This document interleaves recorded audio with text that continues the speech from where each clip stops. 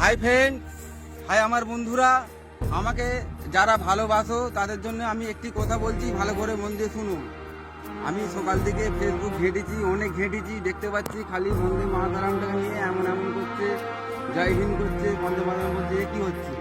এই যে আমাদের ভারতবর্ষে যে ভালো ভালো যে মহাপুরুষ জন্মগ্রহণ করেছিলেন, যেমন ধরো ক্ষুদিরাম, বাদল দীনেশ, কাজের যে দুঃখটা তারা খেতে পায় না ভালো করে, তো এই ইতিহাস আমি ফেসবুকে একটা দেখতে পাচ্ছি না। যে ইতিহাসকে বন্ধু, আমি চাই এই যে আমাদের ভারতবর্ষ স্বাধীন খুব একটা সেরকম হয়নি, বুঝতে পারছো?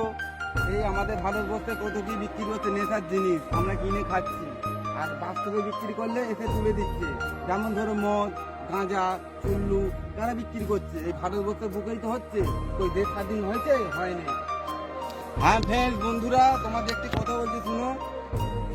আমরা সকাল থেকে কত পরিশ্রম করি, কিন্তু আমরা দুধ খাবো, সেই দুধ আনতে যেতে হচ্ছে ব্রয়লার কাছে, কিন্তু তাকে ভোর 4টে থেকে আমরা চলে যাচ্ছি গোপীর দোকানে লাইন দিতে বাংলা খাওয়া বলে। বুঝতে পারছো তার দেশ কোথায় উন্নতি হয়েছে?